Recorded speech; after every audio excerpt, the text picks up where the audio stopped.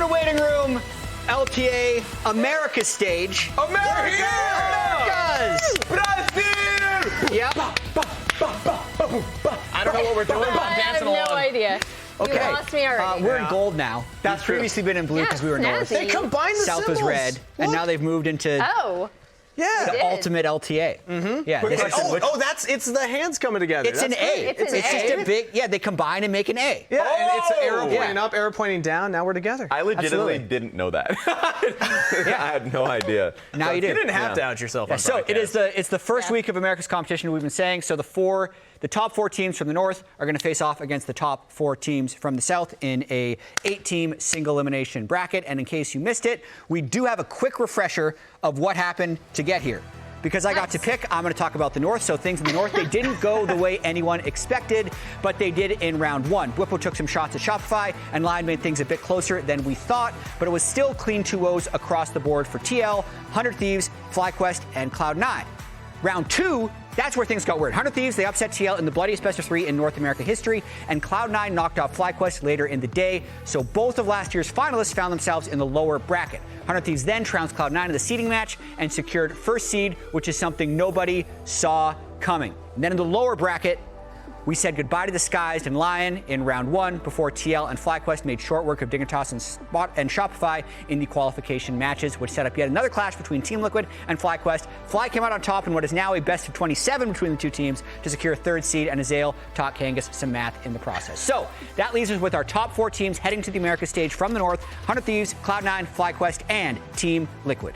And for those of us, many of us who have been only watching the LTA North broadcast and didn't see what happened in the South, here we go. The South was also full of upsets, and they kicked off right away with newcomers Leviathan immediately knocking off last year's finalists, Vivo Cade Stars. paiN beat Loud 2-1 in their matchup, and round 1 wrapped up with an Isurus Estral, a merger of the 2 former LLA orgs, and former FlyQuest jungler Jose Deodo taking out Furia before Red Canids took business of Fluxo.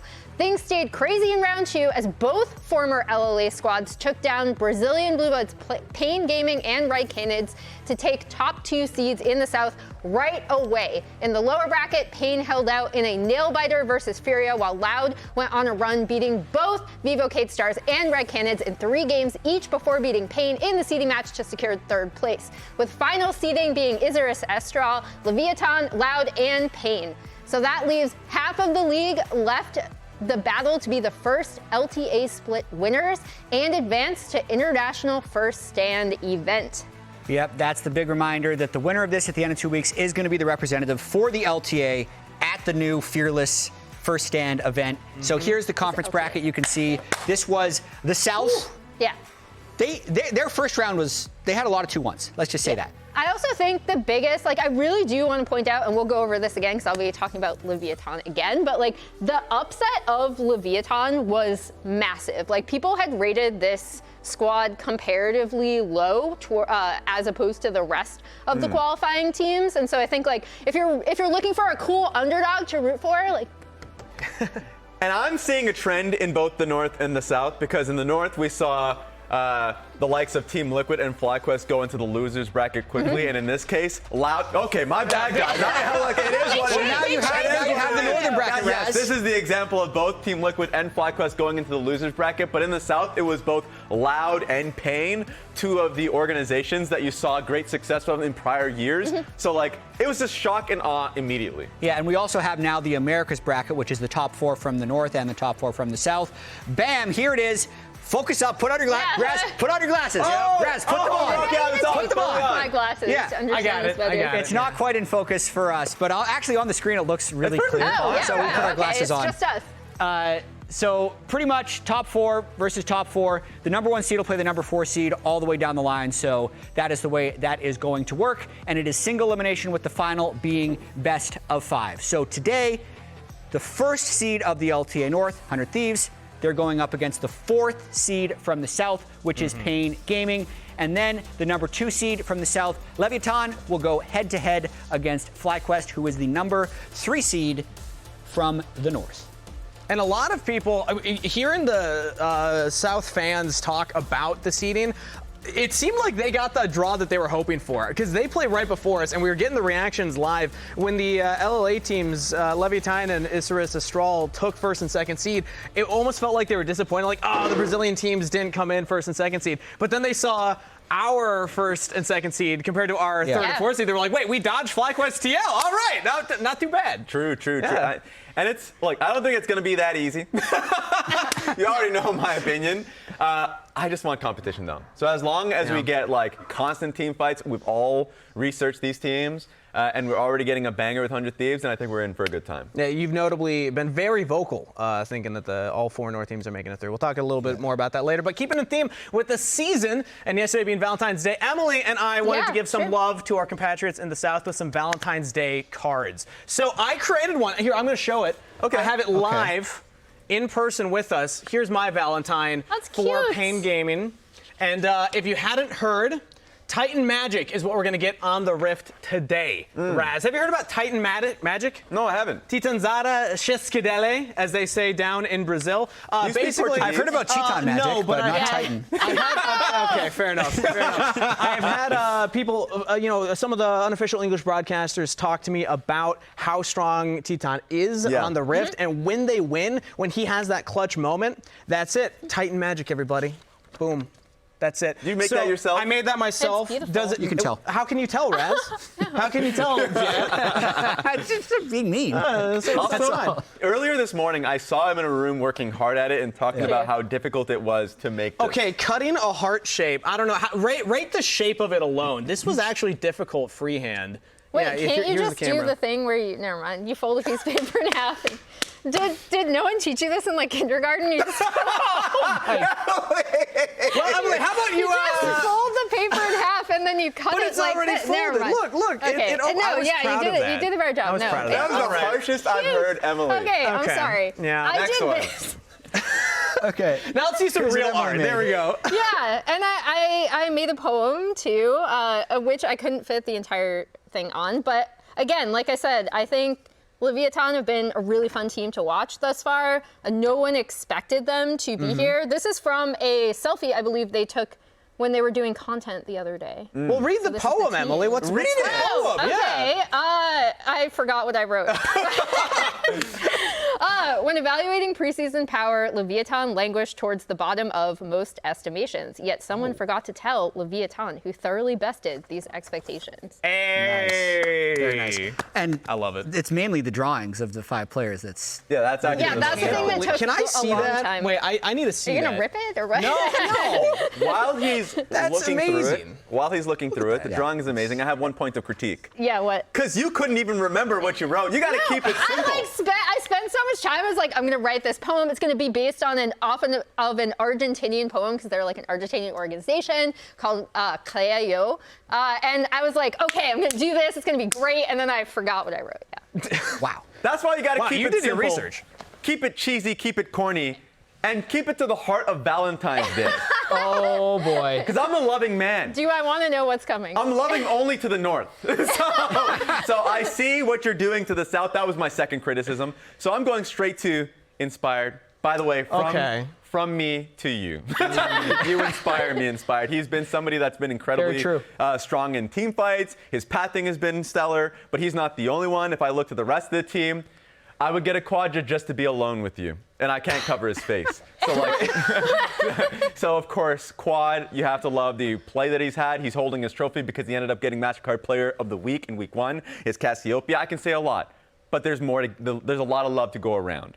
And so immediately, I will never quit on you. Okay. That's actually cute. That's good. I like that one. One's good. I like that. From me to you. The only thing I can say that I was a little worried about is saying I'll never quit on you. Maybe you don't get the the entendre. Sounds a little iffy. So I had to have a safe backup. I had to have a safe backup.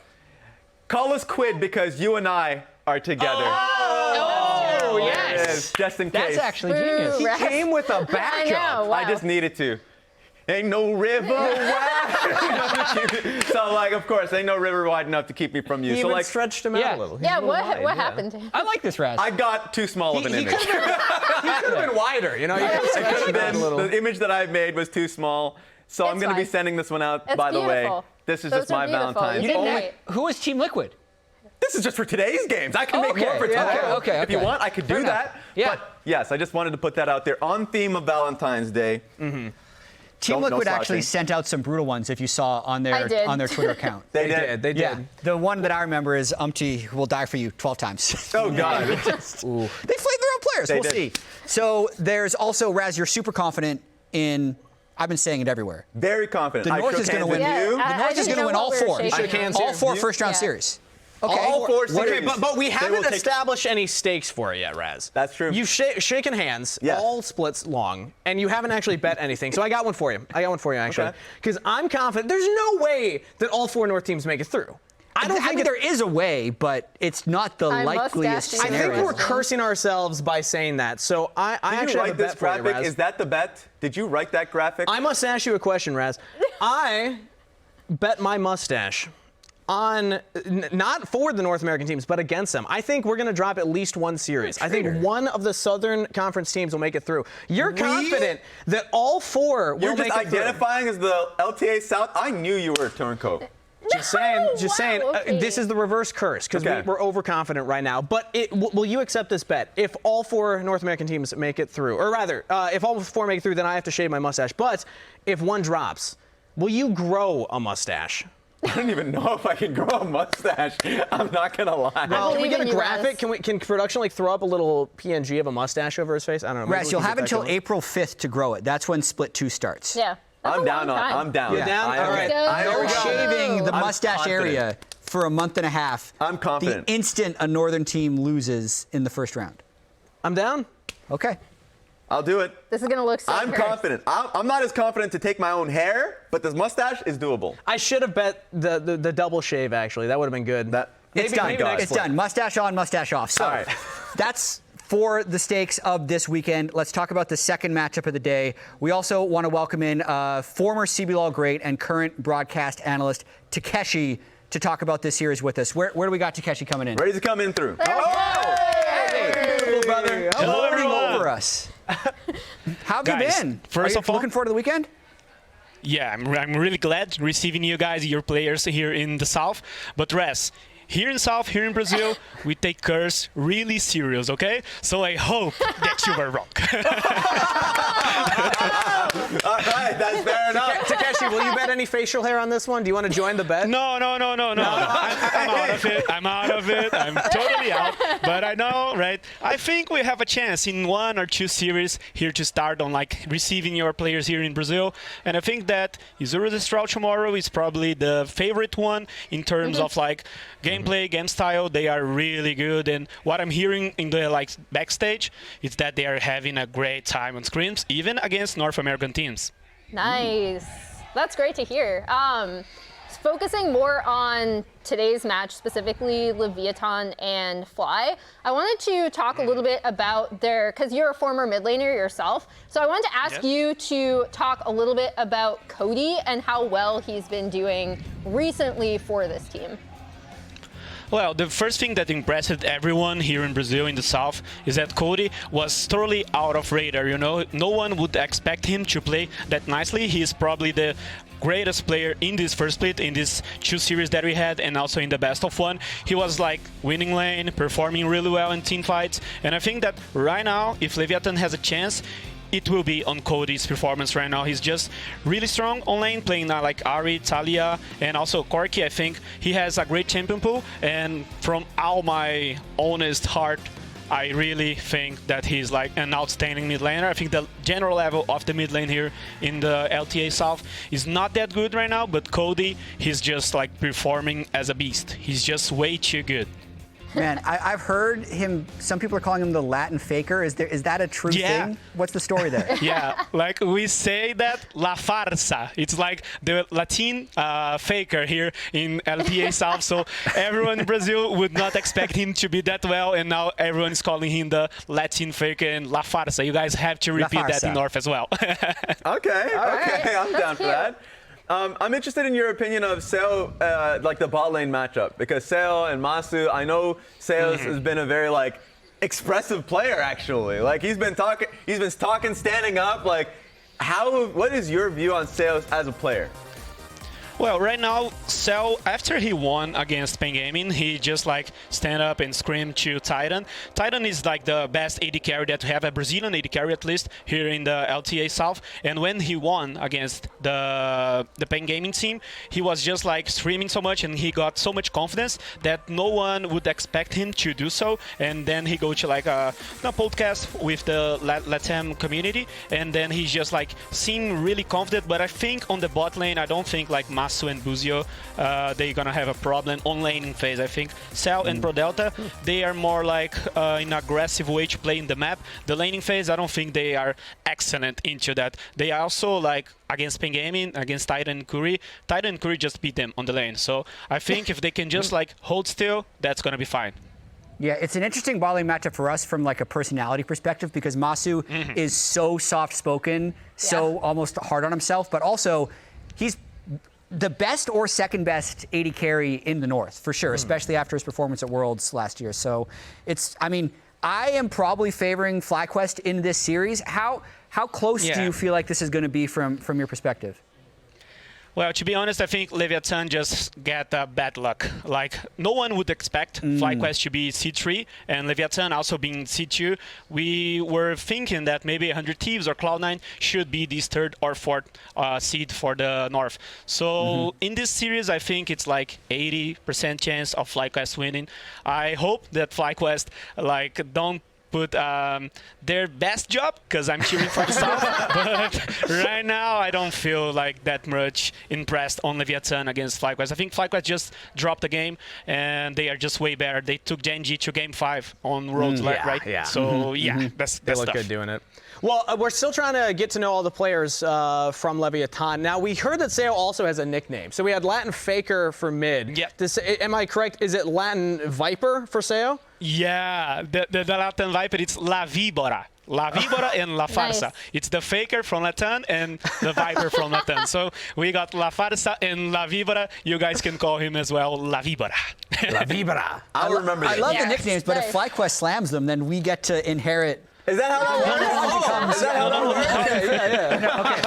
works? Okay. Takeshi, thank you so much. Thank it's always a pleasure. you. Hope to talk to you again guys. soon. Thanks for joining us, man. He's great. So, That's awesome. so would he be La Vibra, or would it be now the NA Viper? We're taking those We'll names. see. We'll see. Okay, just That's just how it works. They're just getting away with it. La Farsa. We got Faker and Viper at home. We'll just see. We'll see what perfect. happens. We haven't talked about Bwipo, who we do have here, and he's been very vocal this split. I think we need to remind people, but he's also been very effective in game.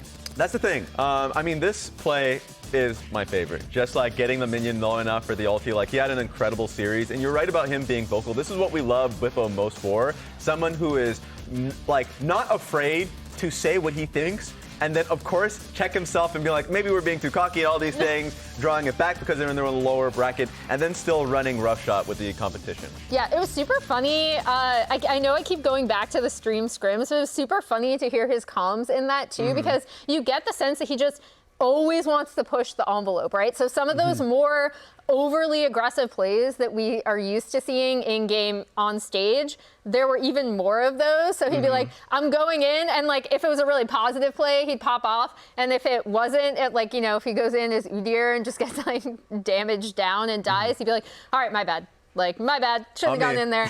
So it gives you a sense of like just how much he always wants to play forward and play around the expectations of what his opponents have of him. It's the concept of the primary shot caller, which I love hearing how teams' communications work, because hearing the scrims, yes, it's pretty much every time Bwipo like, okay, I want to do this, or here's a bit of information, and then it's Busio kind of reacting to it. I don't know if anybody else picked up on that, but it really did feel like those two voices. Masu was even piping in a lot as well during the scrims. So it's fun to see, okay, it kind of trickles down from Bwipo, and then the rest of the team deliberates on if they're happy with the play or if they want to follow up on it or not. Yeah, and it's kind of weird because if you go through a bracket like this, a lot of your expectations are like, oh, so they got knocked to the bottom bracket.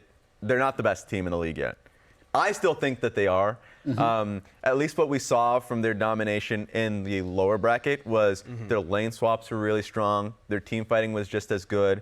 I think their drafts really cleaned up from the mistakes that they made prior. And when we saw that Swain game, it showcases that they're able to play lane swaps well enough to be able to get something as weak as that through the early game and then just be beasts in team fights. So I think, Takashi was right. Like, they are right now the heavy favorites. Yeah. in this match. Did he say 80%? He said Leviathan is unlucky. 80% I actually chance do of think I think Leviathan are unlucky. Like I think they would have a lot better chances against a team that wasn't FlyQuest. Especially with FlyQuest's ability to scale and take team fights. But that's going to be the second matchup of the day. The first matchup is going to be our first seed. Debatable whether they're our strongest team. Raz still thinks it's FlyQuest from the North, 100 Thieves, and they're going to be taking on the fourth seed from the Southern Conference, who is one of the most storied orgs from the CBLOL originally in paiN Gaming. But quick throwback to the last time 100 Thieves left the country. This is repressed memories. Yeah, what happened the last time 100 Thieves left the country? Cover your eyes! Yes, so at this time, Sniper did make the pledge that if they didn't make it out of play-ins, that he would be retiring. Well, he unretired after not making it out of play-ins. That was maybe he actually did retire retirement. for the offseason and he unretired for 2025. So it's a promise kept. No, it's definitely a promise broken from Sniper. This was a rough performance by 100 Thieves. They mentioned afterwards how much they felt like the nerves got to them. There was a lot of pressure because they had already set themselves up to be an unlosable play-in series for them, and then they ultimately did fall short. And if you caught the pros episode, Sniper's just flaming Quid too. He's like, look, man, he died 10 times. What am I supposed to do about that? I'm wondering if this team's come together. But FBI was a big change for this team, obviously. And they look much more on the same page, much more coherent as a team with FBI. And I think that was, again, a lot of people are saying the biggest offseason move that we had here in the North, FBI getting picked up. I think analytically, there's also the point that lane swaps, even though I don't think Sniper is still having a good time in them whatsoever, they are easier and a lot more rudimentary to execute. And with the way that timers work now in the game and you're fighting constantly, that was always 100 Thieves' MO. That was always one of their strengths. And so now I think this meta, Fearless seems to suit them really well. And the game itself, the way it's played, I think suits that kind of bloodiness that they have always wanted, that Grayson, I know, has talked about he wants the team to have. So it's been they've looked really, really strong thus far in the current meta. Yes, and the reason why we're bringing up their past failures, just as a reminder to the audience, was because it was at the same event that paiN's greatest success was. They qualified to the main stage in the first time since 2014, 2015, whereas 100 Thieves didn't. They lost to Rainbow 7. They didn't qualify. paiN beat Rainbow 7 and then qualified in what was an amazing moment for these set of players. So it's interesting that it was paiN's success, 100 Thieves' failure at Worlds that is now putting us in this position where they are now going up against each other. Yeah, and then I'd say even in the Swiss stage, paiN put up a pretty good fight against Team Liquid before being eliminated from the tournament. So a precursor to what we hope can be a strong North versus South rivalry here in the LTA. Individual personalities as well. Sniper definitely has a lot of pop-off moments. Cheetan also has a lot of pop-off moments. You can't match Cheetan. Yeah, he's so fun. It's insane. If any player from North America is going to match the energy of the Brazilian players, it's going to be Sniper, right? He's the guy doing it right now. He's the one kind of getting people in the North to react to him. The impact interaction he had was incredible as well. And just look at this. I hope that they actually get active on the stage today. I think they will, almost certainly. Cheetan's most amazing moment wasn't even shown there, where it was basically he had it was a team fight versus Leviathan. He was channeling Caitlyn ulti because he was the one that was winning the fight. And as it's channeling, he is standing up and talking trash. It was insane. It's a long channel timer, man. You got time. True. He had time to do it. So the passion is definitely there. It's exciting between both of these teams. I think it's going to be a fun comparison. So we should do probably a deeper comparison on the teams as a whole. Yeah, absolutely. We can look at some of the draft choices that they made, with Fearless being part of this format the entire time. Best of 3 Fearless, so we've seen a lot of shared and unique champions. Whoa. Let's take a look here. That's a lot. Oh my God. So paiN has played slightly more games. Yeah, I was gonna say I do want to bring up that paiN played, last week in the qualifier where 100 Thieves qualifying as the first seed didn't have to play many matches, but yeah, I think 100 Thieves again have looked really strong in this meta. In particular, Quid looks to be fully back to his MVP form from last spring. And I'm really curious to see what paiN bring out, since it's still going to be in Fearless, both of these teams really, really like to fight. Yep. So we're going to be looking at both of them bringing out a lot of team fight comps. And there's a lot of interesting new things to be found on the current patch. And that's the thing. 100 Thieves probably, even though it didn't look like that, you're right, they had the shorter path to make it here. And didn't max out every series. But the main thing being that I was actually really impressed with the champion pools of 100 Thieves. Not only were we seeing new champions from Quid every time, but also a different style of sniper being able to play tanks. The Ornn that we saw on that one side of the graphic made it very clear. What you're seeing in front of you is the combined kills per minute globally. And 100 Thieves is still leading the pack as the bloodiest team in the world to this day. I also love how you see TL up there as well. They play 100 Thieves, so probably not a coincidence there. LGD mentioned. Yeah, LGD, they're there. But yeah, I think the other thing, I'm glad you brought that up, Raz, is like, I think Eyla has also improved significantly, and we saw in some of those clips, his support Elise was really fun, and especially early all over the map. And the thing with 100 Thieves, with them having some success last year, is they've always been very good at fighting. Yeah. Then they made the one roster change with FBI being added to the team, improving their team fighting slightly. But then the changes to the game, I think, probably benefited 100 Thieves more than it did the other teams in the LTA North, because the game is just a little bit more streamlined. With the way all of the objectives are syncing up, with Otacon spawning at 20 minutes, with Baron being pushed back, and with the feats of strength being added to the game, you pretty much just need to fight a lot more. And they were already very skilled at that. So I think that tweak has catapulted them a bit above where they were last year. And arguably that's a buff as well for paiN Gaming and a lot of the Brazilian teams, because that's also the style that they like to play. It's just scrap, fight for objectives all the time. And when there's always objectives on the map to fight for, first off, it makes for entertaining League of Legends. And second of all, it's going to make for a very entertaining matchup between these two teams. Yeah, and also mid laners. Quid has already been mentioned as being in MVP form. He's going up against dyNquedo as well. But I think for me, Quid has just been someone who looked absolutely incredible in their qualifications for seed. He has, he won Player of the Week for a reason. He was just monstrous, and you hearing from other players, like APA in the content piece, I think it was a TL content piece, where it's like, he doesn't believe Quid is going to play like a monster every week, so it's like, what's going to happen when he's not playing as well as he was on the second week of the main stage. dyNquedo on the other side. It goes to, I think, I'm going to ask you, Emily, about how paiN play as a team. Because their team fighting has always kind of been their thing. Always heavy front to back, but the likes of Titan always walking up, being willing to test his skill like a Jackie Love, and a dyNquedo who is, I think, very creative. What's your thoughts on dyNquedo or the team's team fighting?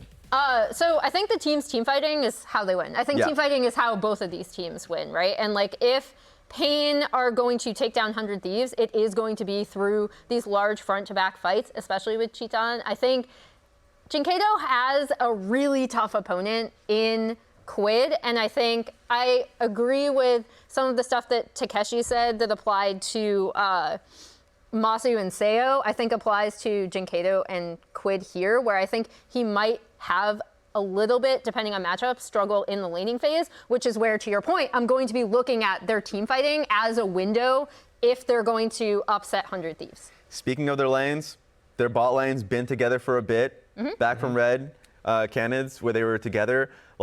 Kuri is interesting. I know you mentioned the fact that Elise for Eyla was a big thing. That's the same for Kuri. I thought his Elise play was great. And this team reminds me a little bit of RNG, of the old 2018, in the sense that they will send the jungler bot. Yeah. He will be there. And if you're sending your jungler, well, they're sending their mid laner. And if you send your mid laner, they're committing to a TP. They had a 4-man play bot lane when they were going up against Leviathan. So I think that's one thing 100 Thieves should be preparing for, is that they will commit hard if they think a play bot lane is winning. Yeah, across the board, predictions, I believe all of us are on the side of 100 Thieves. It is the #1 seed from the north against the #4 seed from the south. Interesting factor, though, Emily having one game going over towards paiN Gaming, is the fact that there is travel to the south. There is some home field advantage going on for the south teams. They're playing in front of their home crowd in the LTA South, Sao Paulo studio. And 100 Thieves, the last time they traveled, as you remember, did not go well. They failed to make it out of the world's play-in stage. But that is it here from the lounge. It is time to get us into the games.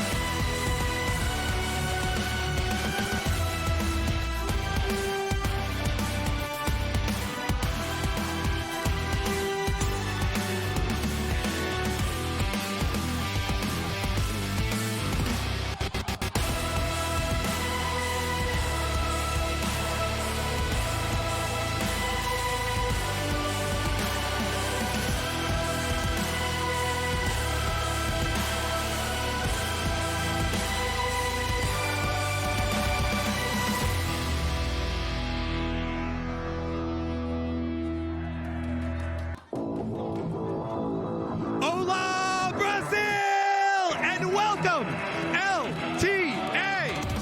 First up, we have from the LTA North, our #1 seed, 100 Thieves!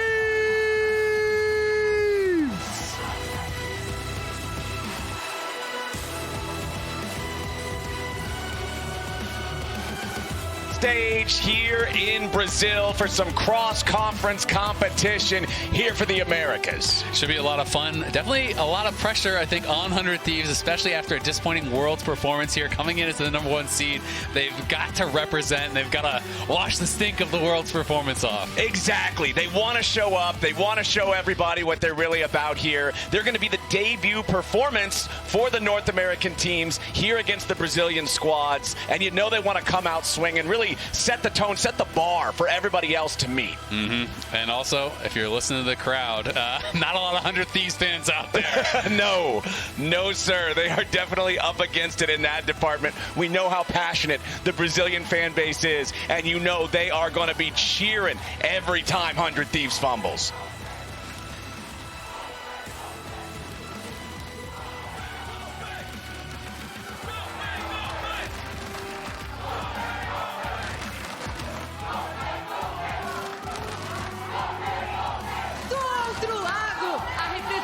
Brasileira, seed 4 da LTA Sul. Vamos fazer muito barulho pra paiN Gaming!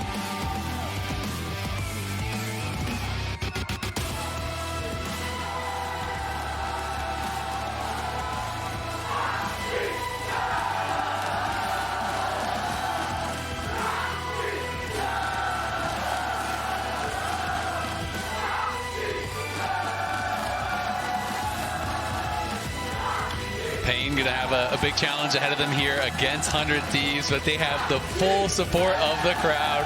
They have been chanting, they have been singing, they have been stomping and clapping since, I don't know, I want to say like 10-15 minutes before the teams were even coming out. So the teams definitely have the full support of the crowd and are going to want to turn in a really good performance here today to make that home crowd very happy. The Brazilian fans are some of the most passionate in all of League of Legends, man. They love their teams, they love their region, and I'm sure they got to be excited to see them go up against these guys here today. Yeah, it's going to be really exciting. I think, you know, a lot of pressure on 100 Thieves, but also a lot of pressure on the LTA South teams here, and paiN, of course, no exception to that because they're going to be first up.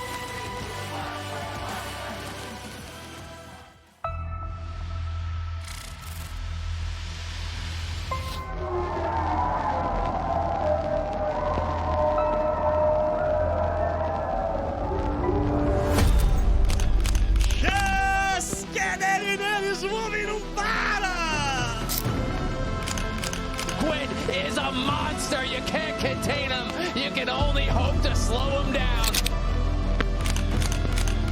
Noxian Justice First Blood. Increíble lo que hizo el día de hoy, cerrando bocas. Are you ready for me? Stop all that acting dramatic. If they put it hot and I'm jumping and grabbing it. não podia ficar de fora dessa fase Américas. 또 com sede de vitória. 우리가 첫 시대라서 놀랐지. 이제 시작인데. But you should expect 100 Thieves, North America's #1 seed. Now, it's time to play our game. Pull up, we causing the scene. I want it all, so you better believe. Ya me conocen en el sur. Es hora de que entiendan que soy el mejor. Hold up, we causing a scene. I'm at the top. Are you ready for me?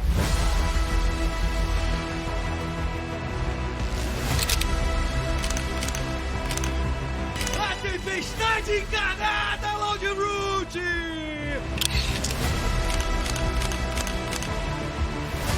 Beautiful aim from Thanatos. And Yone is going all the way. Tiene que aparecer una espalda del tamaño de José de Oro. I was out for a minute, I was down for a minute, yeah.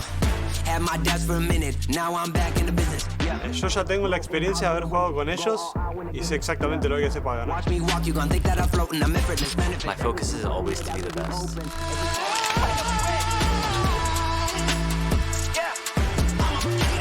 내가 사신이다. Good.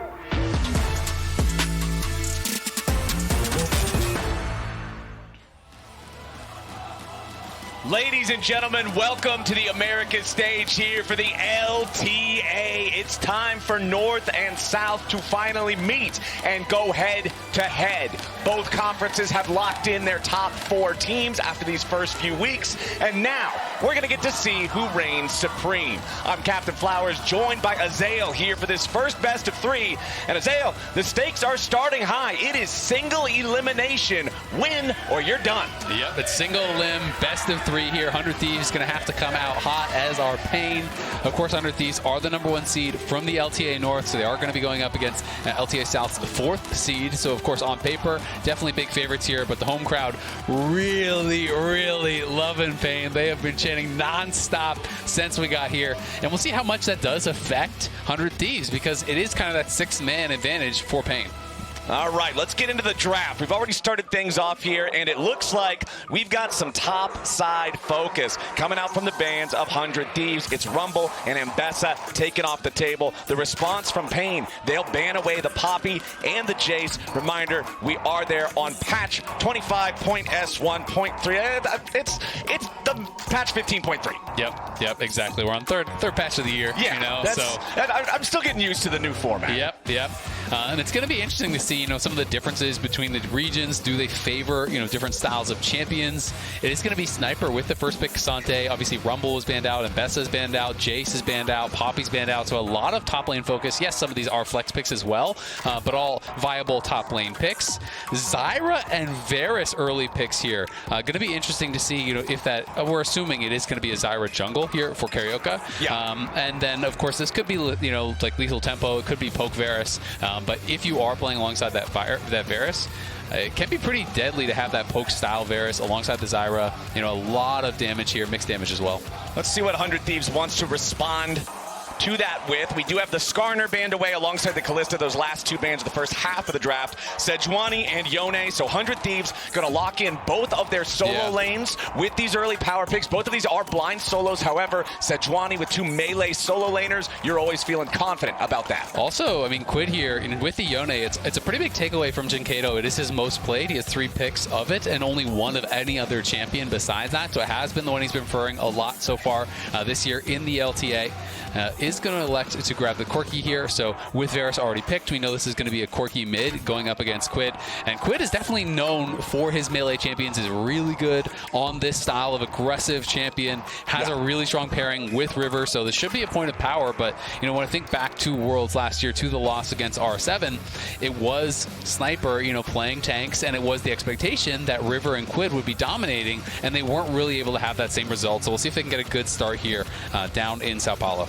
Mid Corki, a little bit concerning to me these days after the change with the champion away from the package, trying to engineer him more towards being a bottom laner. I feel like we see more success for him in the bottom lane, so I am curious to see how dyNquedo will be able to play this up against Quid's Yone. We have Kai'Sa and Gnar banned away in the second half of the draft. Thus far, back over to paiN for their final ban. Yeah, more bans, like you said, up towards top lane. We already have Gnar banned away, but there was already, as I touched on, 4 top lane bans, a top lane takeaway, another ban now in the second round, so we're up to maybe the 6th champion there for Wizer. And when I'm looking over at the champions that he does play, the things that he has played so far this year that are still available are Jax and Renekton, so potential to maybe target one of those. Okay.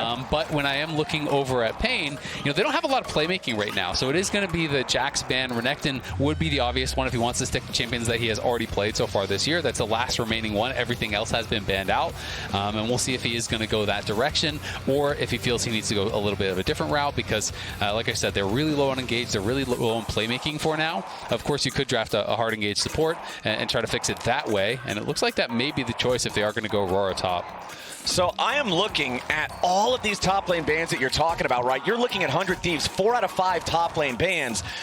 First pick for the top laner with the Cassante, Sniper needs to perform in this first game. They are putting so many draft resources into curating this experience in the top lane to be a favorable one for him. That means he needs to be the one paying the dividends on that later on with this game. I think there should be pretty high expectations for his performance given all of these draft resources. 100 Thieves will pick the Ashe for themselves for the marksman role, and they'll have the Rakan down there for the support. And exactly what you're saying, engage engage. There are so many go buttons on this 100 Thieves squad. And there's so many targets. All 4 of the first 4 picks here from paiN are viable engage targets. You don't really need to say, we have to get past this guy and past that guy, and we have to get just to the Varus. You can go on the Varus, you can go on the Corki, you can go on the Zyra, you can go on the Aurora. Any of them are great options there. And it's going to be Rell here as that last pick for paiN. So Kuri's going to get some engage for the squad. So they do have a go button now, finally. Yeah. But, I do think this 100 Thieves draft, it's going to be scary for paiN to deal with here, because if you are outpositioned at all, any of them can be very easy to pick off. Even the Rell, while it's not an ideal target, it's a support. It's not a true tank. It is not going to be a super tanky champion. So pretty much you hit anyone with your Ashe arrow, and it should be a free pick. Yeah, I'm gonna try not to be biased here, but man, I like 100 Thieves draft a lot. So much better in this first game. I feel like if paiN falls behind even a little bit, exactly what you're talking about, where everybody is vulnerable, how do you creep back into your own territory to establish vision once your opponents take over the jungle? Yeah. How do you manage to try to move forward to check into an objective if you're not already first there? It feels like paiN has got to be ahead from the very beginning, or they're toast. I agree, but they do have some tools to do that. Varus, very strong laner. Rakan obviously is not. You look up towards top lane, it's Aurora, very strong 1v1 if they can actually avoid the lane swap or match the lane swap that I'm expecting would be coming through from 100 Thieves. And also Zyra expected to clear, a lot faster than Sejuani to be able to power farm, maybe be first showing up to those objectives.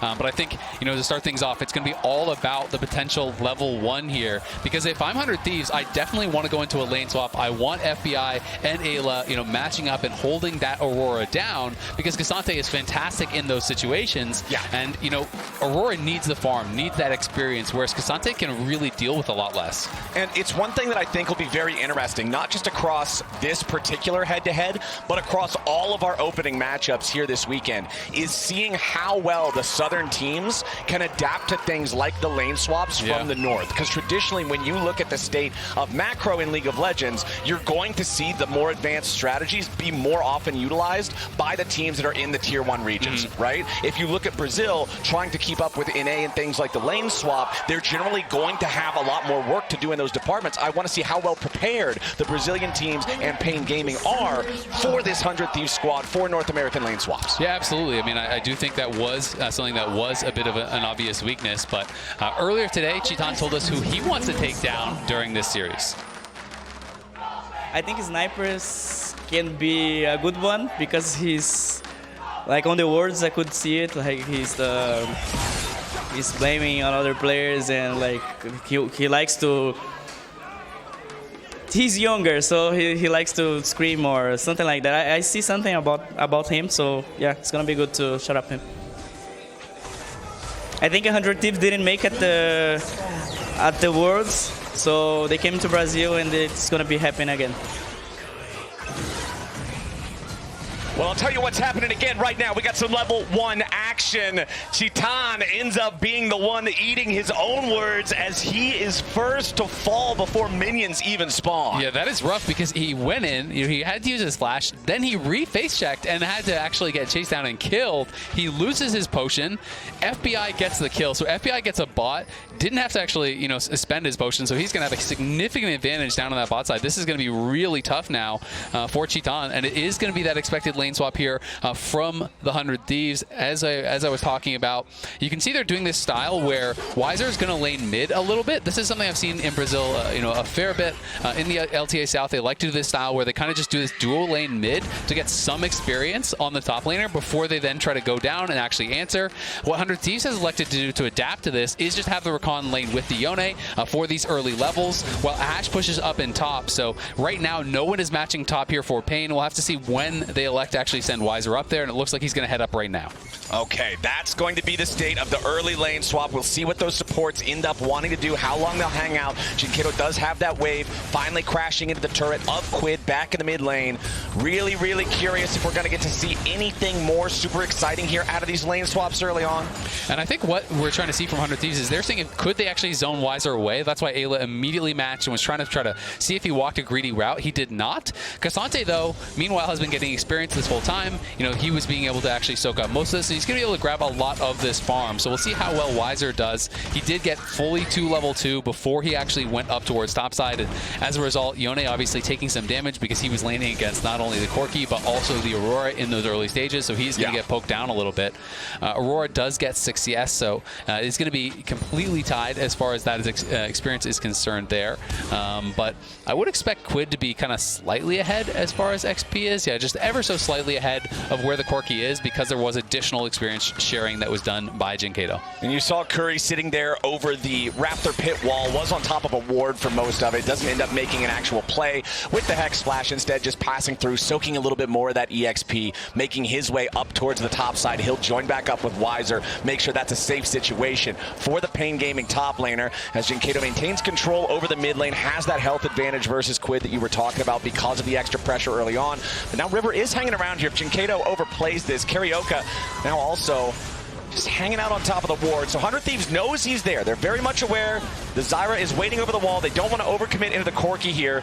paiN hoping to set a trap, but 100 Thieves is wise to it. Yeah, and CarioK reveals himself, you know, did throw down the plant. Quid down quite a bit of farm, you know, as he was in this difficult situation, but they are going to look for a fight. Yeah, River wanting to jump forward there with the Arctic Assault and the Aftershock, but River is very low. They do hit the knock up there on dyNquedo, who has to try to get back now. Quid's going to maximize his damage here with the Soul Unbound. Meanwhile, back in the bottom lane, it's Sniper versus Chitan. Sniper missed! Chitan hits him right through the heart with the arrow in the 1v1. And that's Chitan for you, man. This guy plays so aggressive. He's willing to take these fights. He actually leads the LTA South in both kills and deaths. So this is not your typical AD carry player who's going to play safe, who's going to prioritize farm. And we can see this fight one more time. It's actually Sniper who is initiating it, knowing that there's no flash on Chitan. You know, he hits the W, hits the initial Qs, but then that Q misses. And this last one here, again, sidestepped.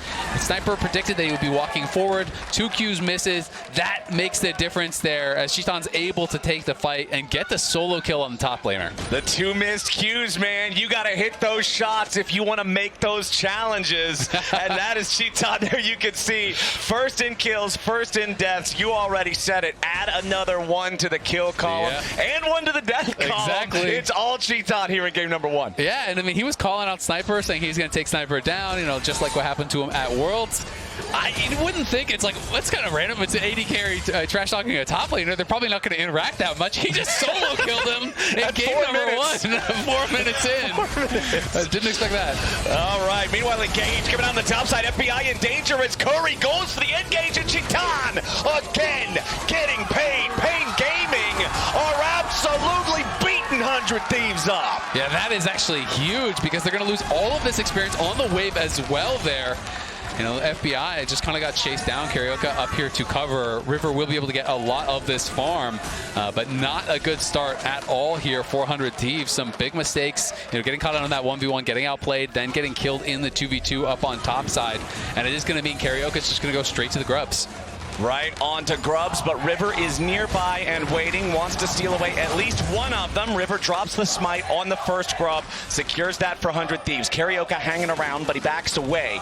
Does not want to overcommit to this position, so it looks like River and Eyla will maintain control of the pit long enough to at least secure grub number 2, but then switching the attention away instead of hard focusing the third one down immediately. Quid level 6, dyNquedo level 6. Quid obviously having a lot more big instant power with that ulti, but dyNquedo now with all that extra poke, we'll see if he can get Quid low enough for paiN to try to make an additional play. We did see a couple of different players try to make roams up here to see if maybe they could set something up, but it hasn't worked out so far thus yet. And you can see River took away that last grub. Is going to be spotted here by paiN. He's trying to zone them away from the tower. They know there's no flash on Chitan, and they're going to try to go for him. They immediately engage. Chitan could be in some danger here. Eyla wanted to go forward. Chitan doing a nice job stepping back to avoid the grand entrance, but it's not nice enough. They just brought enough firepower this time, and 100 Thieves going to grab their second kill of this game. They'll get that money on FBI too. Yeah, that's really good, but great backstep by Chitan because that forced out additional summoners. He got the flash from Eyla and the flash from FBI, so that was an expensive kill there. 400 Thieves. Kuri going to be able to stop the base as well there from Eyla. But, you know, pretty necessary play. Get that back. The gold now slightly in the favor of 100 Thieves, and this is, as expected, going to be a game that really does come down to the team fights. That's where 100 Thieves have been having a lot of success, and that's where FBI, I think, as well as Eyla, have been making a pretty big difference for the team this year. FBI definitely feeling like he is that more reliable carry that they've been wanting to bring in. You compare to how Tomo was doing last split, it is a significant difference. FBI has been performing very well, but it's not just about the one player, because to me, Eyla has been a big part of that bot lane success. He has been playing much better individually compared to last year as well, so definitely deserves some of the credit for FBI's success down there in the bot lane. So 8 minutes into the game, and we've got dead even gold between paiN and 100 Thieves. I think if you're paiN, you're feeling great about that one. They're showing us that they're not afraid to just go aggressive every single time. Even if level 1 went a little bit awry, they're still constantly looking for angles. They're always looking for plays, and I feel like that's what our northern teams have to look out for the most. They've got to be ready for these Brazilian squads to just throw down and say, hey, we're going to fight right now. We want to go for this objective. Yeah, absolutely. I mean, win or lose, these are teams that are down to scrap. 100 Thieves, though, they're kind of the same. 100 Thieves, is leading globally as far as bloodiness. They have the most combined kills and deaths in their games globally of any team worldwide. So they are down to scrap, as is paiN. We'll see what 100 Thieves can do here. They get the push mid. Looks like the Dragon is just going to be sacrificed, though, as now we are kind of back to standard lanes here. Ocean Dragon, obviously, going to be nice in the early game. Give it a little bit of additional regen for this laning phase. Meanwhile, again, this time Eyla is in some serious danger. The Strangle Thorns just choke him to death. Beautifully done from paiN to pick up another one. Bit of irresponsible play from Eyla getting caught out there, and that's paiN first to 3 kills. Yeah, and it's actually pretty rough now, as you say, because that is the feat of warfare, and it also means FBI now is going to get zoned off of the tower. He's going to be able to spot with the hawk shot. That CarioK did go back to base, so we'll be able to walk it back up, but Eyla just totally disrespected their damage. Yes, it is just a support, but it's a support with the Zyra behind him. The Zyra is post level 6, does a lot of damage here. And you're level 5 Rakan. Exactly. Really did not pay any respect over to that and gives over a pretty foolish kill there to paiN, who, again, reclaims that early advantage. River going to try to get something back on this top side. We'll see if he can find an angle to go for dyNquedo, but there's no minions. It'll be tough. All right. Meanwhile, finally, we're getting to see our top laners meet one another. Didn't get a whole lot of that in the early game. Quid wants to take advantage of the fact that this Corki has no mana left to work with in the mid lane, but dyNquedo's safe underneath the turret. He has his jungler nearby. Let's take another look at the replay of how Eyla got caught. Yeah, just W'd in, didn't pay respect to the fact that CarioK could be in the area. Obviously has no one to E2. The W is down. His flash is down from the top lane play. So once you go in there, you get the surprise that Zyra is around. You get punished very heavily. Honestly, he could have just walked in and contested with just autos and Q or whatever if he wanted and held that W to be able to escape if someone else was there. But because he doesn't, he ends up getting punished. And then here was our look back at Sniper's words that may or may not have backfired, depending on if you watched. Well, he didn't retire, so surely he won, right? Right, yeah, exactly. Surely that means he won. It's Schrodinger's Sniper. He was retired and unretired at the exact same time. But we do have another set of grubs spawning now. So far, it's first 3 grubs going over to 100 Thieves. First Drake for paiN. paiN's going to be the first ones here on this second set of grubs. They'll secure the first, but 100 Thieves are looking to arrive and stop them from taking the entire tree. Ashe arrow fired off by FBI. T-top popping the cleanse, trying to get himself back away, but the counterattack from paiN is huge. Eyla's already down. River's about to drop 2. Quid doesn't hit anybody here with a fade sealed, and 100 Thieves are scattered. paiN Gaming playing so much better. 100 Thieves are just getting stomped in that fight. They got the cleanse out with the Ashe ult. They got a flash out with Quid's ult, but they can't pin down anyone. They can't take any kills. And now paiN secure the first major advantage here of the game. It's 3 grubs to 3, but it's 5 kills to 2. They've opened up an over 1,000 gold lead here as well. paiN has got to be feeling really good about this. We'll see if Cheeton can get punished, though. No summoners. Yeah, they'll catch him there with a bit of the grand entrance. They have to use the ulti, too. They don't want to allow Cheeton to try to make this a 1-for-1. So Eyla ends up taking the kill. They would have much rather had this over on FBI, but hey, you'll take it. You need to get something back after this topside fight. Yeah, we can just watch it again one more time. It's just about the response from paiN. Very, very good. The initial cleanse comes through. The Sejuani all connects on Kuri. They can get nothing done with that. And then look at this turn here. Change the corruption. We have the ulti coming through from the Rell. We have the Stranglethorns. Everything getting thrown down and just deleting that front line that is not very tanky yet. Quid's ulti gets flashed. He's forced to flash in response. And then Kuri has a really nice Q flash to follow. Is able to lock him down and knock him down. And the home crowd is loving how this first game is starting. And the only reason they end up getting the kill as safely as they did here in the mid lane is because Rakan still had his ulti to use, because Eyla died instantly in the topside river fight. I really like what we're seeing from paiN, just saying, hey, you know what? Throw the kitchen sink at Eyla. He'll die. Yeah, absolutely. I mean, dyNquedo there, nice sidestep on the Q3, and Kuri has snuck into the brush here. So if 100 Thieves does overcommit, it could be problematic, but Quid gonna get the news that CarioK is in the area, and now we'll see that Kuri is here as well. So Eyla has moved down. They're gonna try to defend this in the 2v3, but it's more plays being farmed up here by paiN. Oh, looks like we might have a catch though. Chitan gets hit by the Glacial Prison. FBI ready to follow it up, but with CarioK making his appearance, this could be turned quickly back against 100 Thieves. River and FBI have to try to escape, but Wizer has arrived with the TP. River still in serious danger. The rain of arrows connects. Another piercing shot ready to go, and Chitan gets another on the Varus. Nicely done. I mean, they went for the engage on him, but they couldn't collapse on Chitan for so long, so they didn't actually have any real follow-up to be able to knock him down after that initial look. And now Quid very low here, is going to be pushed back by dyNquedo. Another plate goes their way. More farm is lost. 100 Thieves still within the 1.5k, but it's paiN that are winning out, and it feels like every one of these skirmishes. Really, really good game one that we're seeing from paiN here. Never afraid of 100 Thieves, outplaying them in multiple different situations. And honestly, Azael, it feels like 100 Thieves is really just kind of all over the place. We're seeing attempts at picks, but there's no follow-up. We're seeing attempts at team fights, but there's no coordination. 100 Thieves might have came into this thinking that they were going to be a little bit in store for an easier match than they were, and it's getting turned on its head.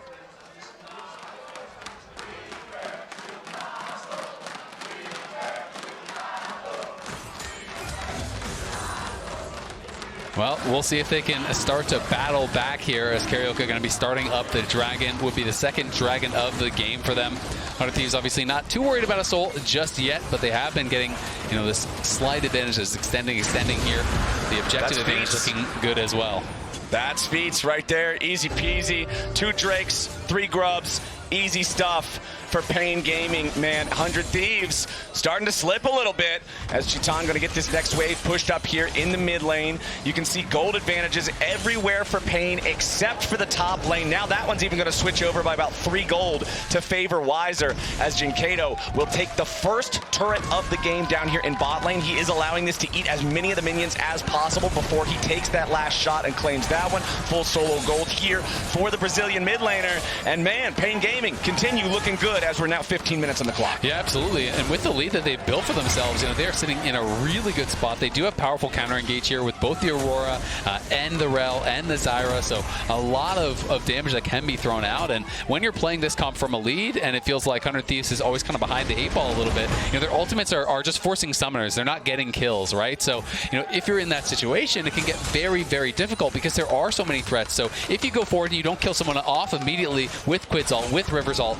well, all of a sudden you're getting hit by 4 carries, and you are not going to last long if you are far in there. So 100 Thieves did really like their draft, but are now in a difficult spot as they've fallen pretty far behind here in the early game. And that's what we were talking about back in the draft, right? Is it feels like paiN needs to be ahead. This comp isn't going to feel good if it's second to the objective, if it's having to face check into their own very dark, unwarded jungle. But paiN from this point of the game feels great. And I really want to see if they can keep that momentum up, because that was one of the things that I was most concerned with watching the LTA South games on my own, is how well they were able to convert leads into wins in the mid-game. I want to see if paiN can keep the paiN train rolling. Yeah, absolutely. Chitan? Nope, just pops the cleanse. He'll walk away from that one. But again, just what you said earlier, engage tools are just becoming summoner spell poppers. Yeah. They're not leading to kills. Exactly. They need to find better fights. Quid gonna look for a skirmish here on the side lane. dyNquedo losing a lot of HP on that one, but not dead. Just gonna drink the potion, head back down to the lane, stay underneath the turret and catch the wave. Yeah, and again, when you spend your ultis, you know, and you just get that summoner out, you know, that's great if you can find a kill later on, but until that happens, you don't really have a way into the fight. So they're not going to actually contest here on that top side. 100 Thieves did start up the Herald, but then elected to give it up. Wizer's going to back off here and play defensively on that side. And Kuri, as well as CarioK, moving down towards this bot side again to maybe put some pressure on FBI. All right, FBI, you got to respect this Zyra. Uh-oh, chains of corruption fly out. FBI with a fast cleanse to make sure there is no follow-up from CarioK. But paiN have their sights set on the tier 1 turret. Couple more auto attacks takes that one down. And paiN is now up 2 Drakes and 2 turrets over 100 Thieves. Yeah, River maybe going to be able to interrupt that recall. Cannot do it. And though Quid will have the advantage in the side lane in the 1v1, he has the Blade of Rune King done, and just the nature of their champions is going to mean he should be more successful in the side lane than the Corki.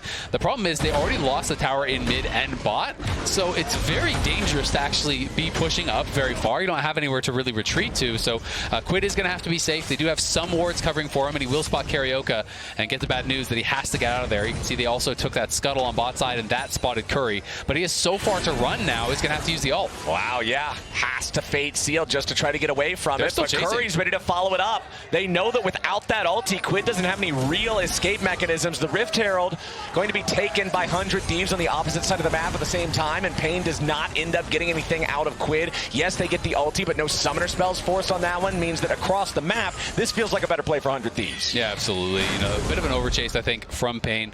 Really wanted to see if they could get something more from that than the ultimate, but 100 Thieves do at least get something over on the top side and have closed the gold lead a little bit. You know, it was up to about 3K. It's down, back down to about 2. It is going to be that Hextech Soul, though, which is incredibly powerful. And again, both the tier 1 towers near that area are already gone, so it's harder to set up for that. I don't think 100 Thieves is going to want to just give over Soul Point here with such a powerful soul on the table, because that really puts you one mistake away from losing the game.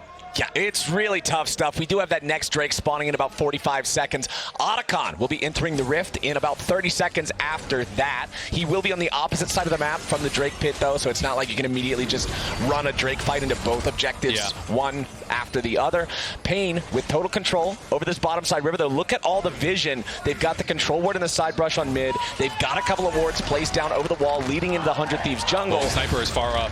Sniper pretty far forward, but he is still Cassante, so just watch it off. It's a good point. Yeah. I mean, it's something you have to consider. When a champion is overextended, are they Cassante or not? If they're Cassante has not changed champions. He is still Cassante. Okay, we've not mid-game changed champions, so he's still got a good chance of getting out because of Cassante. Yeah, walks it off and is able to escape.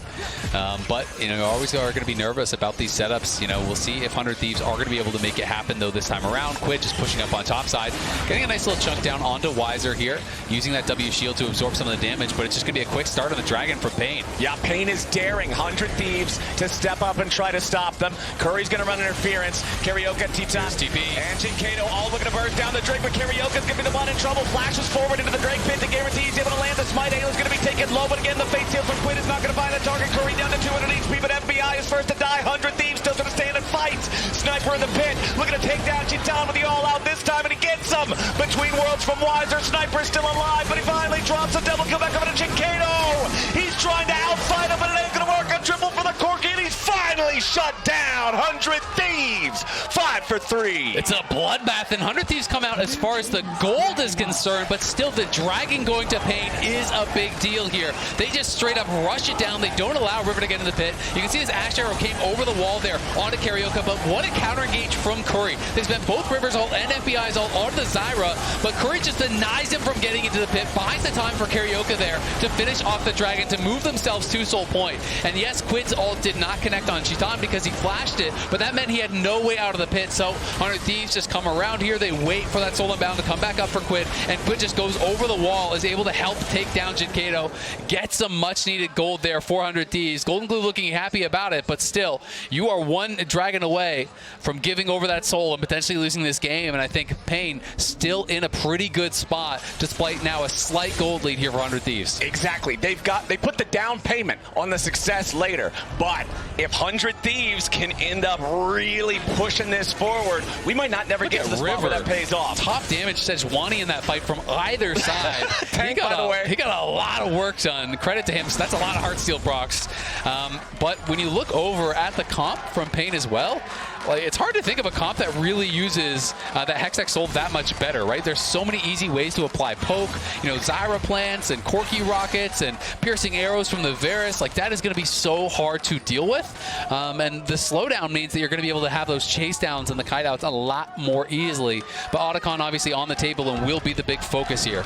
That's what I'm ready to see. How soon are we fighting over this, and how bloody does it get? If we've got 8 dead bodies for a dragon, we're going 9, baby. Yeah, we got to go at least 9 for an Otacon on 8 this is light work for these two teams. These two teams love to fight here. 100 Thieves trying to play the map, though, and do have a good setup to be able to do it. You can see Sniper taking down that bot lane tower, will grab the gold, and now it is a 1,000 gold lead here for 100 Thieves, so it's about a 4K swing. They were nearly 3K behind earlier, and Quid being enabled up on the top side. They're controlling vision well. FBI is pushing up mid, so it's a better setup on the map here for 100 Thieves, and yes, they are close to giving over that soul, but they haven't done it yet. Oh, nice fade seal coming out from Quid and over the wall. 100 Thieves are ready to follow up. Wizer is already dead, and Kuri's next on the menu. They need a little bit more damage to finish up the kill, but they want to change their guns over to dyNquedo next. Immediately pouring damage into the Corki. River is still alive.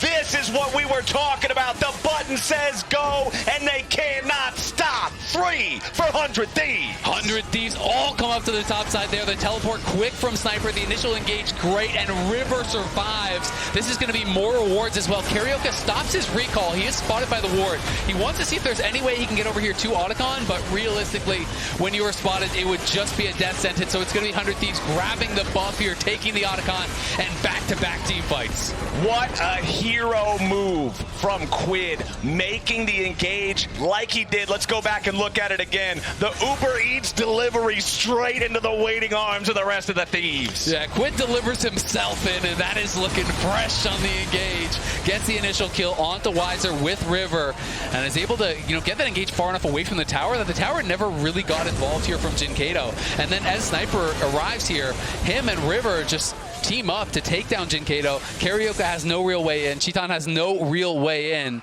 And you can tell that's a big deal for 100 Thieves. They're going to have a much better setup now around this dragon. dyNquedo limping out of what was a fight against Quid there that we didn't see during the replay, but able to barely survive. And 100 Thieves all down around that dragon. Clearly want to have full vision control on the spot side and make sure it's a repeat of that Otacon fight on top side. 100%, man. 100 Thieves are in a great spot now. For the first 18 minutes of the game, paiN felt like they had a serious advantage. They had a serious edge. The first thing we really saw them slip on was the overcommitment bottom that led to the Herald going the way of 100 Thieves, and I felt like that was a bit of a symptom of things to come. This is what we talked about, where when you compare Tier 1 regions with Tier 2 regions, the way that they move around the map, the way that they make their macro calls is usually the biggest difference, and that's where it feels like 100 Thieves have been able to come out on top over paiN. Now they're pulling them across the map a little bit. Now they're just building this lead more and more. Engage coming out from Kuri, though. Nicely done to force out the first false life. Sniper's got to try to get away now, but he will not do so. paiN, good job finding 2 for free there. Obviously, you're just getting the Otacon passives, but you want to knock these things off. You want to get anything you can get because the Drake is alive. And it's 15 seconds now. This is the nerf one, so FBI's not going to be there. They're going in for it. Kuri's very low, and Quid is unstoppable. He's already found the first kill, and he's about to find a second. Chiton is down. Huge moves coming out from the Thieves to try to keep their chances at the Drake alive. River's still standing. It takes so much damage to try to get through the Sejuani. The Arctic assaults his way away, and now FBI's made his way back into the fight. He wants to find some damage, but he needs to get away from between worlds. CarioK trying to escape back over the wall, and Sniper is ready to go. Another volley over the wall as FBI continues to chase, and now a TP back in from Quid to get himself back into the fight, and they have won it. 100 Thieves will force paiN back and deny the soul. Really great initial engage, though, from paiN to actually force the fight before 100 Thieves were ready. They got those initial kills, and with that delayed rebirth, it looked like they were maybe going to be able to make it happen, but look at this engage again. River and Quid making it happen, getting the instant kill onto Kuri, taking down Chiton as well, and surviving for so long. And then it's just about buying time until River can arrive, until FBI can arrive. As FBI goes through the Hex Gates, it looked like he just went too far, honestly, here, and I was worried about him getting potentially caught, but he's able to flash back, buy some time, and Sniper knows, you know what, all I need to do is chase them down, buy time for Quid to arrive. He's teleporting in as well, and that's exactly what him and FBI were able to do. They get the kill on dyNquedo, they push the extra members out, they claim the dragon, and they stop that quick march to Seoul, at least for now. All right, that's the first one stopped, but they got to keep doing it time after time after time after time for the rest of the game. I will draw your eyes to Quid's items, though. The IE is complete, and that is where things get terrifying against the Yone. That's where you go from, you know, really high sustained damage, pretty good burst, to all of a sudden you're just instantly dead if he finds that perfect engage. I don't know about you, Isaac. Usually when I'm against Yone, I'm terrified as soon as the champ's locked in. Right now, Kuri is terrified, seeing him moving his way towards him as 100 Thieves find the collapse on the enemy support. And that is the only true frontline, the only true engage for paiN. Now they got to try to figure out some sort of a way to maintain their positioning in their own jungle as 100 Thieves has control over everything. Yeah, and you have to look at all of the missing summoners because we had such a big battle down on that bot side. Really the only major carry for 100 Thieves. He's the only person at all, actually, that has flash is Quid. And then you look over at dyNquedo missing flash, Cheetan missing flash. Those are premium targets now for Quid here. CarioK has his flash, as does Wizer, but those are a little bit less important as far as the impact they are going to have in most team fights. All right, 100 Thieves with control over enemy jungle, placing down some of the vision. Again, the Baron is the focus, at least for the next 3.5 minutes until that Drake is back alive. So 100 Thieves wants to choke paiN out of this quadrant of the map. Make that jungle very, very dark. Make it very difficult for anybody that's not Kuri with multiple people behind them to back him up to face check any of the brush. I mean, even Kuri is really having troubles now, you know, just fighting for vision, because we've hit this point in the game, like, once you cash out your support item, you kind of stop getting income unless you're winning fights, right? You know, you really are reliant on winning fights, getting assists, getting kill gold, taking down towers. They haven't done that for quite some time, so his items have not really been changing very much, and with just the Zeeks, you're not going to be very tanky. If you get caught by any sort of CC, you can get burst down. Okay, Baron Pit, again, totally controlled. 100 Thieves, paiN just trying to move themselves forward ever slowly. This one little clever ward there against the wall there by the Baron Pit has not been spotted by 100 Thieves, so paiN likely will have knowledge if they see someone on that ward. You know, that is probably going to be a spot that FBI would be on vision from if he's hitting the Baron, you know, just outside that pit. So it is a clever ward placement, hasn't been spotted. We'll see if they get the info. If FBI moves over, they will know, but for now, they don't have that information. It's just being two-manned, and it is going to be paiN trying to move in and check over the wall here, but Eyla's on the side. Yeah, Ayla's going to see him. Control ward over the wall from paiN shows them that the Baron is now down below half HP, and 100 Thieves are not stopping. FBI fires off the arrow. Follow-up engage from Sniper as Quid comes over the wall with the Q3 into the fade seal, and yes, their fate is sealed right here. A double kill back over to Quid. The Baron for 100 Thieves. Wizer and Cheetan running as dyNquedo and Kuri have already fallen, and 100 Thieves see their green light to go, go, go. Quid wants even more, and Cheetan barely survives long enough. He doesn't even need to hit the Qs. It's Infinity Edge Yone. Just right-click and collect the money. Easy stuff for 100 Thieves. It's another one fight. It's another big objective. Isaac, I think this one's done. Yeah, it's looking like it. An insult to injury. Cheetan was about a second off having the flash there when Yone was able to take him down. We can see them pushing up all these waves here, pushing up mid and top. They're going to collect that tier 2 top very likely and want to look to try to threaten for even more. Seoul on the table, still here for paiN, but when you're down nearly 9,000 gold now, the Seoul alone would not be enough. We can watch this fight one more time. It's a really good setup here from 100 Thieves. They controlled vision for so long, and then as paiN tries to move forward, Ashe arrow, Sejuani ult, engage from Sniper, engage from Eyla, Quid over the wall. Everyone gets over there and bursts down these members. CarioK is forced to flash out immediately, so he had no shot to get in there for a steal. Really well controlled, really well set up there from 100 Thieves, and now they are looking to grab this dragon here and then likely try to close in and see if they can finish off the game. We'll see if paiN even wants to fight for the dragon, because, yeah, Soul's on the table, but if you lose there, it's probably GG. I feel like it's already GG. If I'm paiN, I'm full sending it for a Dragon Soul. Just see if you can maybe get it. It feels like your only chance to maybe have an opportunity back into the game, because 100 Thieves being up 9,000 gold, 100 Thieves having the comp where they can always decide when the fights happen is just so difficult for paiN to answer. Cheetan's piercing arrow just does no damage to River while he has the Aftershock and the Arctic armor up. And no one is matching Quid right now, so 100 Thieves don't even have to rush the play. They can just take this tier 2 top for free. Someone is going to have to answer, and there's also a wave down on the tier 3 bot that is crashing that paiN is not answering, so they're getting split across the map.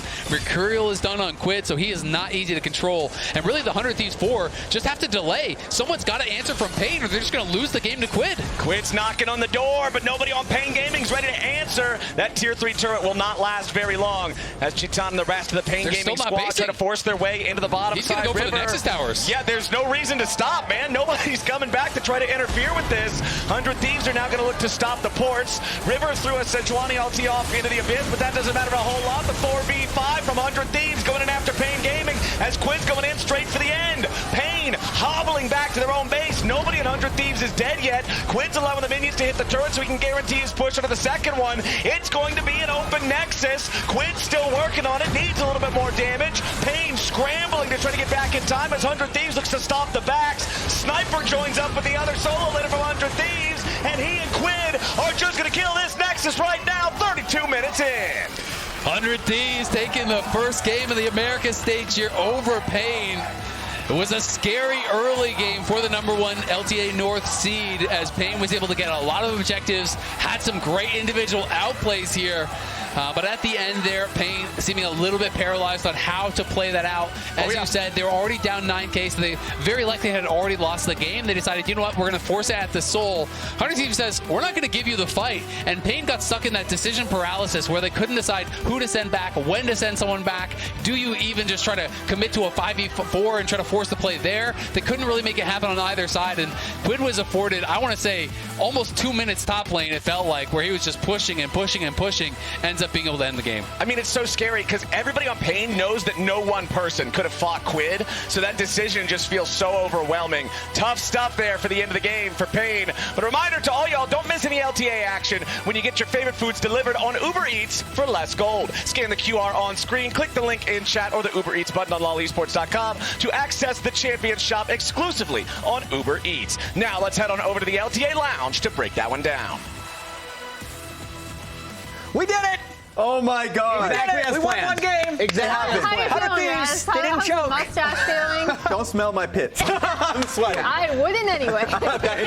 Just making sure. Ended that game a little bit weird. Yeah. Because Quid never really got stopped. I understand what paiN was going for. Yes. Because they weren't going to win a 5v5, and they didn't have anyone who could match him. So they were hoping that they could just like get a 5v4 while Quid was split pushing. Yeah. But well played by 100 Thieves down the stretch. And then they almost lost the 5v4. I mean, 100 Thieves were the ones engaging on them to stop the backs, and it actually looked good in just the 4v5. I thought that they were just going to take that fight anyway. Yes. Wizer was able to get back, but yeah, it's just too late. It was a tough one. The game was really ridiculous, especially from paiN. They're going to be pretty upset that this one fell away from them because they had the lead. Yes. They had a good game state. And I wanted to go over a good game state for paiN. This was a third dragon fight that ended up happening, so let's go over it. Yes, paiN, as you can see, has full vision control. Now, the one thing that will bite them a little bit is by zooming in just this control ward that will be used against them. But either way, they have full push on mid. They have full push here top. Everything has been good for them. They have full vision.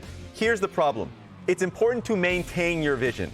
And so once they actually push out this wave, they're going to duck in here, sit a little bit. Dragon's coming up, as you can tell. But they notice Sniper, they think he's an inter.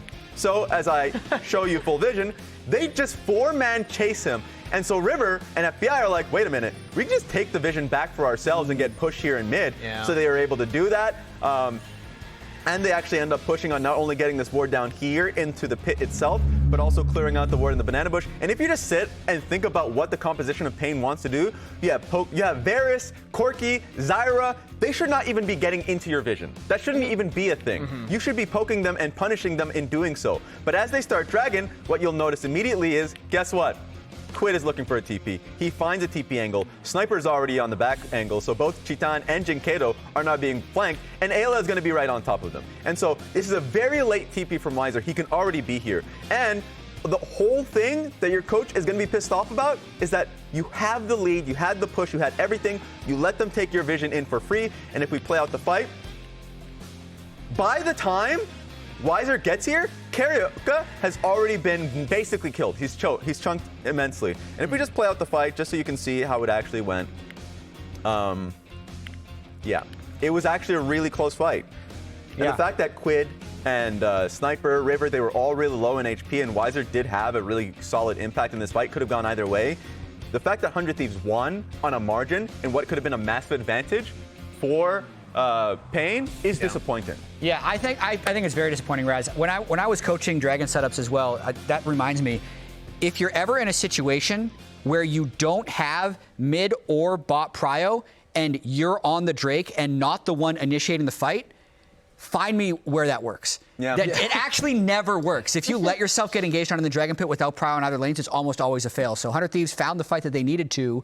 Sniper was he was playing on the edge, right? He was. And that's, I think, what gave them the ability to regain the vision, and paiN just wasn't willing to go with the Drake. Mm-hmm. Yeah, I mean, I think the big thing to me is that money went into Quid specifically, right? Because then he was able to take over the game. Because earlier in the game, as we take a look at I believe it was a second grub fight, it was around like 11 minutes.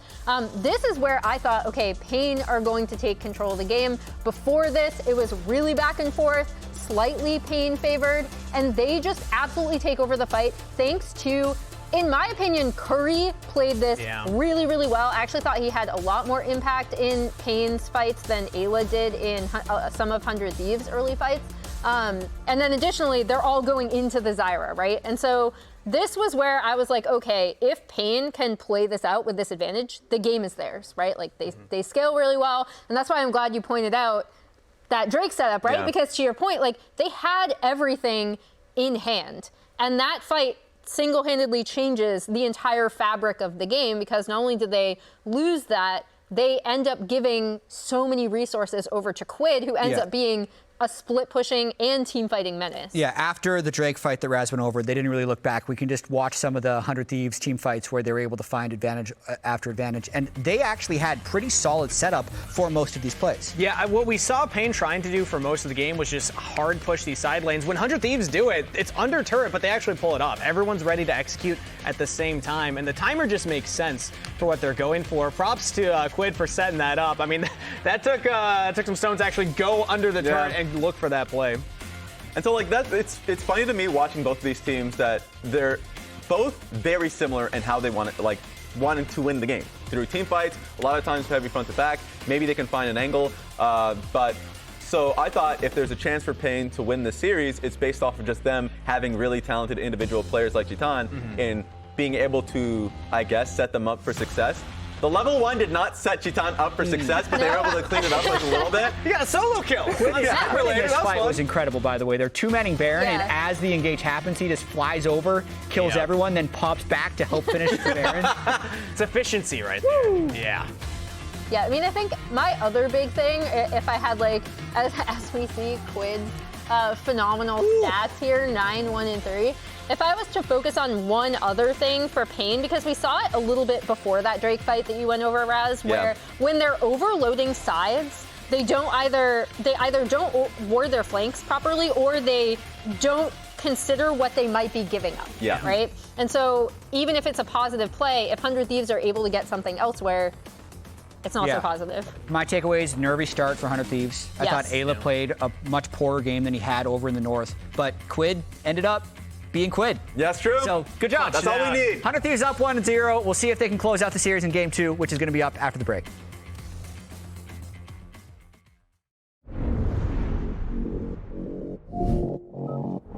Ready, set, go!